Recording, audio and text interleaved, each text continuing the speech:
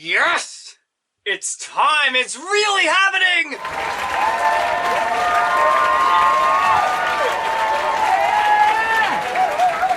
Hey everybody, hey everybody, hey everybody, hey everybody, hey everybody! So if you look through my personal Instagram, I got that drum shell, I want to say it was October of 2018. Obviously some time has passed, and then I decided to repost it on my drum Instagram, in which you should be following me, JMFR Drums, in mid-January of 2020, basically saying that I was going to revisit this project. Well, a crazy amount of gigs and a world pandemic later, well, I think there's no better time than right now.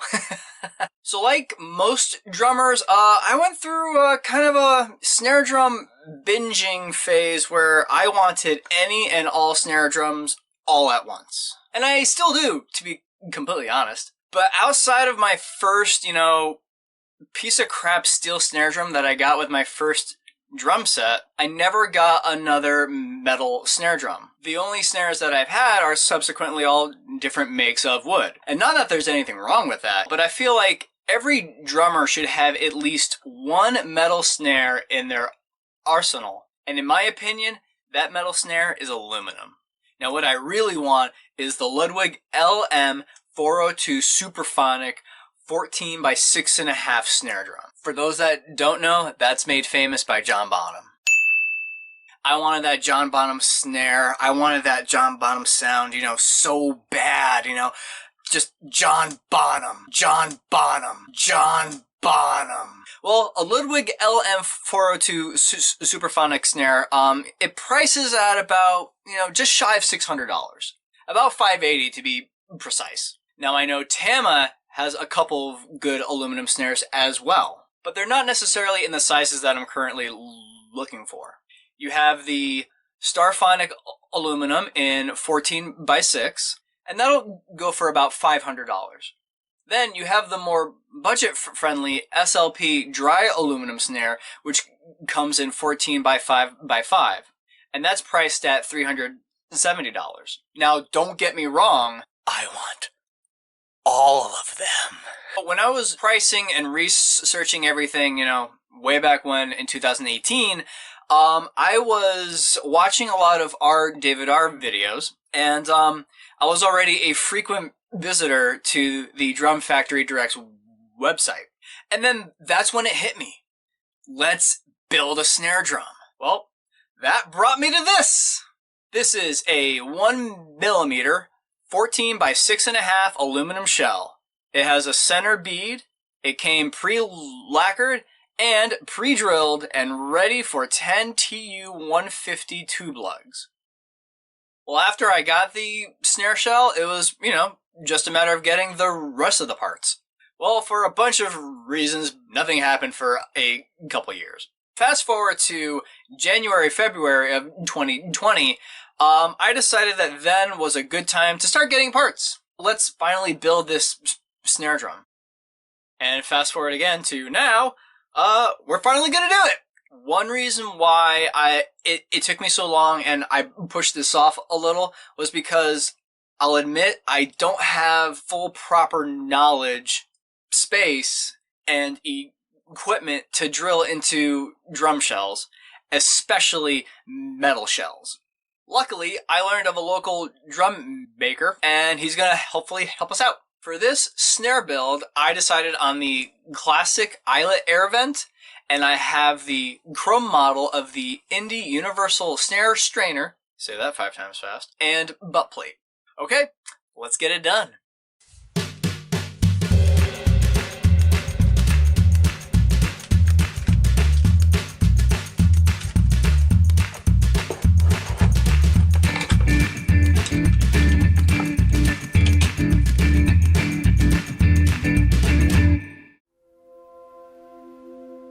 Alright, hey, we have our drum shell back. Ooh.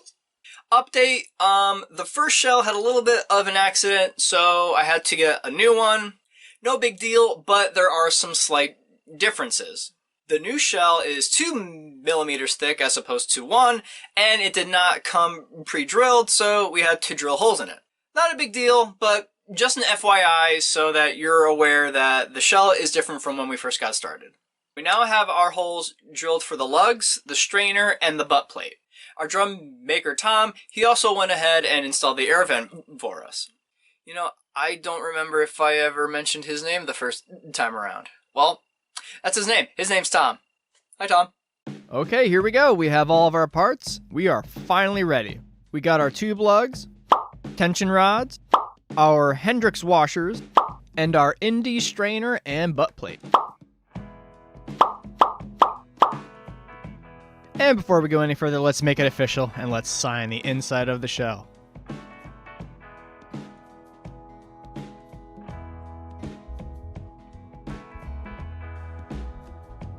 JMFR1, baby!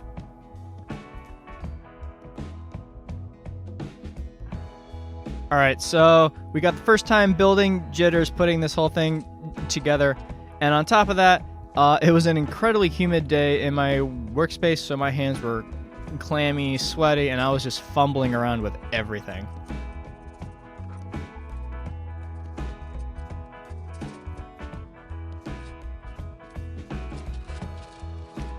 First thing we're going to be doing is attaching the lugs, and we're only going to do it finger tight.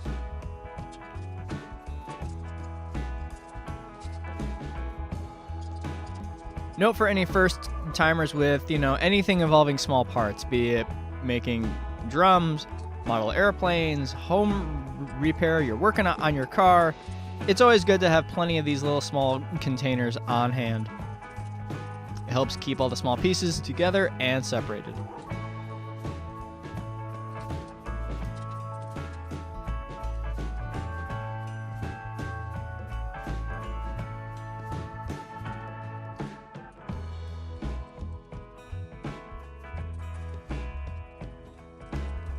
Now after we get everything staged and finger tight, we'll go around again with the screwdriver.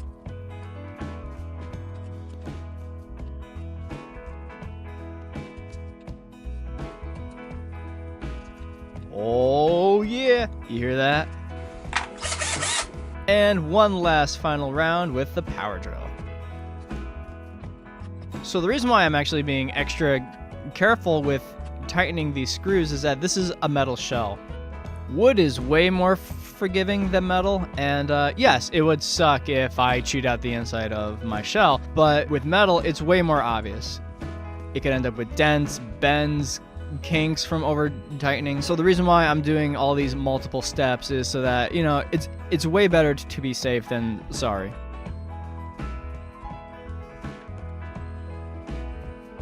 One last inspection, and it all looks good.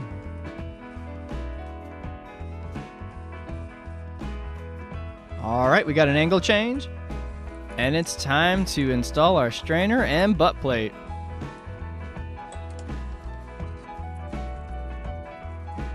A few things to say about Indy and their parts. Really great quality, very fairly priced, and they're insanely adjustable. I'm planning on rebuilding another snare, and I totally intend on using their parts because that means I wouldn't have to necessarily re-drill everything and I could just keep all the holes as is. That said though, damn, these nuts and bolts are teeny tiny. Coupled with how humid it was that day, I could barely hang on to anything. My hands were sweaty, it was tough to get anything fastened. It was a little rough, I'll admit it. Okay, seriously, this really did take forever. Let's fast forward.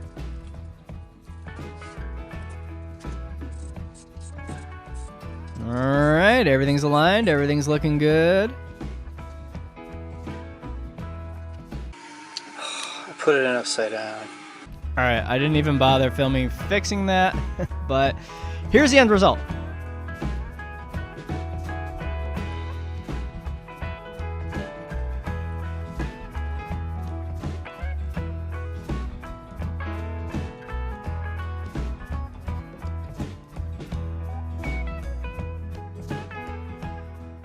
For the hoops, I decided on Sticks Savers. My crushed snare has them, my Tamaji walnut has them, I don't burn through my sticks as fast, and I still get a nice open tone very similar to triple flange hoops.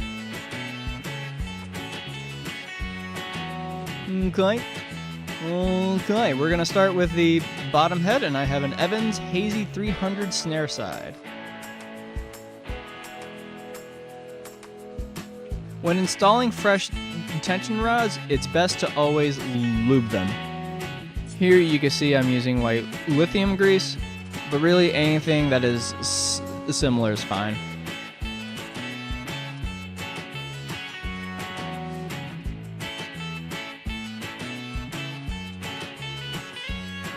Tighten how you normally would. First, finger tight.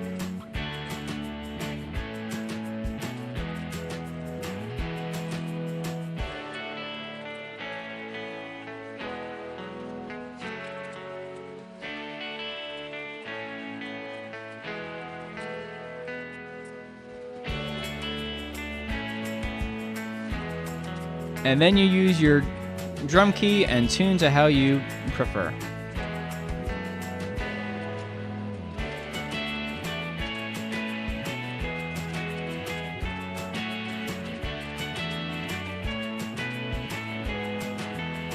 On the batter side, I have an Evans EC1 reverse dot.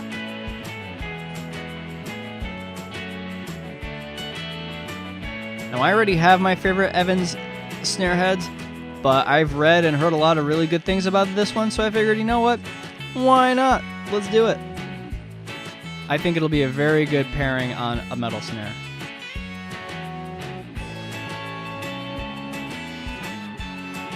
Same deal as before.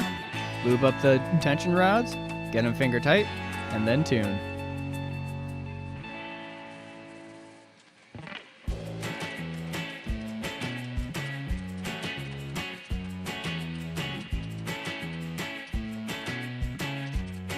Now time for my Achilles heel, the snare wires. We got Pure Sound 20 count blasters. So I don't know if you could tell by the plastic straps, but I totally had to try this more than a couple times.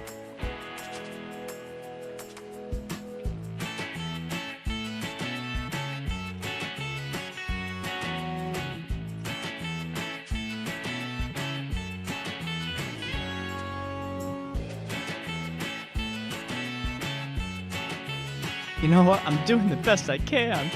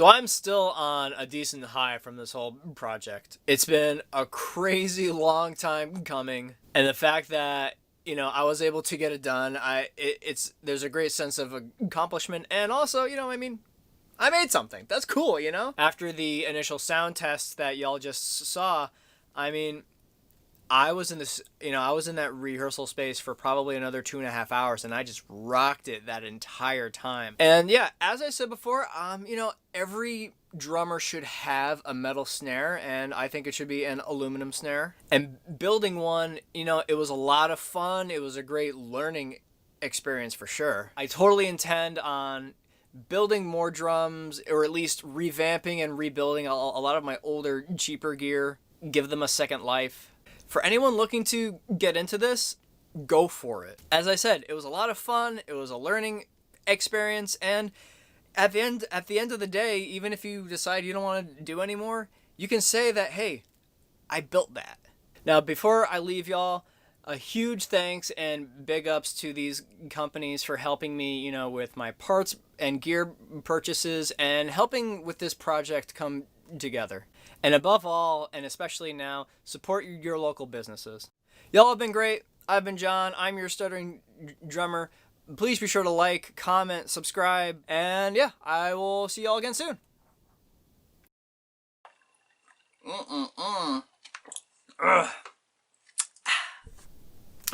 Yeah.